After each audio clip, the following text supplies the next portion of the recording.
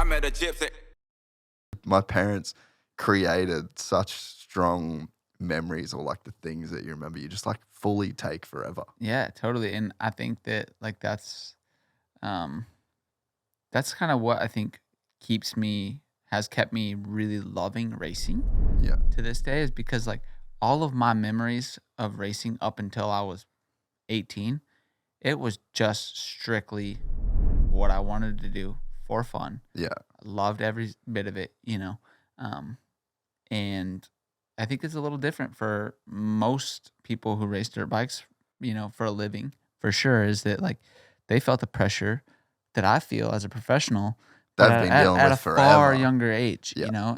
and you're most, when you're a kid, you're like soft Play-Doh, you're so formable into like what this is to you. Yeah. And dirt bike still is fun to me. Yeah. And as much of a, now it's taken so serious for me, and it's a different kind of fun for me now, but I still do resort it back to that fun feeling. And then when I quit racing dirt bikes for a living at the end of my career, I guarantee you I will have a dirt bike. Yeah. And You'll still be at Glen Helen screaming I'll at me. be out there, yeah. Yeah. And it's what I love to do. Yeah. And I'm really grateful of my upbringing to teach me to love to do it, and also to teach me like the opportunity that it is to even have a dirt bike to ride. Yeah. Like it really is an opportunity, and it's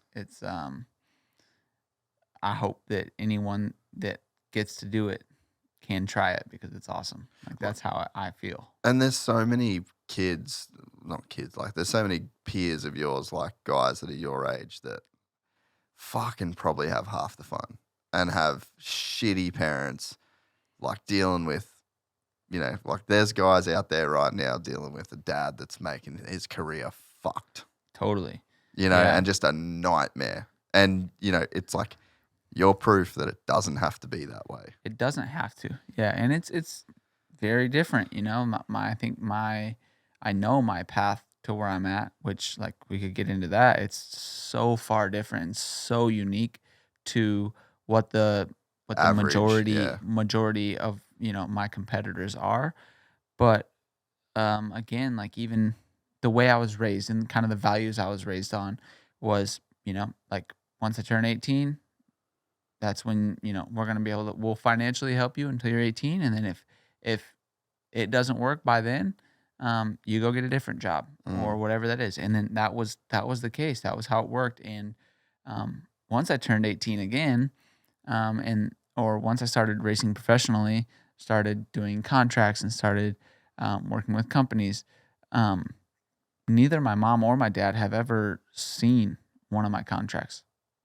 Neither of them have ever laid eyes. Do you have an agent? Nick Way actually does just in the last 2 years. Sick. He helps me, with my negotiations with my team and talking to my team. But I still keep a, it's when I'm discussing with Mitch and Kawasaki and those guys, it's me, Nick, and them talking. It's not talk to my agent at all. That's not that way. He just helps me with. I really respect the way he's gone about his career. Well, he's such a great businessman. I think done that it. he's just really respected in the industry, and I like to have him be able to help speak for me. Yeah. But yeah, up until the last couple of years, I've done everything completely on my own, and it's like I'd said, my parents, it's like we don't go to your job with you, we don't go to a job interview with you. And my dad, my mom, no one's ever spoke with Mitch or anyone or even looked at any of my contracts or had any part of it. Pretty and that's fucking cool. That's far different, you know. They know what I make, how much money I make, but they would never be like, oh yeah, you need to get more, or they just don't really care to know or care to. They're like, that's not my responsibility anymore. Yeah. I raised you into an adult. Now you make the adult decisions, and this is what you're gonna do for a living, and it makes me. I really like that I have that relationship with my parents. Bro, there's so many kids because there's no attachment to what I'm doing, and what I don't have any feeling of like look what I did for you. You owe me this or anything. Yeah, like if I never rode a dirt bike again, it's They're like, cool, I'm we'll just your see you dad. more. I'm Yeah, just your yeah, dad. Like, and there's never a you owe me this or they're really happy that I was able to get to where I'm at, and they're just proud of me. yeah. It's cool. There's so many dudes on the start line in 250 and 450 that wish they had that in their life. Totally. Man, you just hear some horror stories. Yep. Like even guys right now that people might not expect that are just going through it with like their dad or their mum or whatever. And it's just, fuck, it sucks. It's unfortunate. Yep.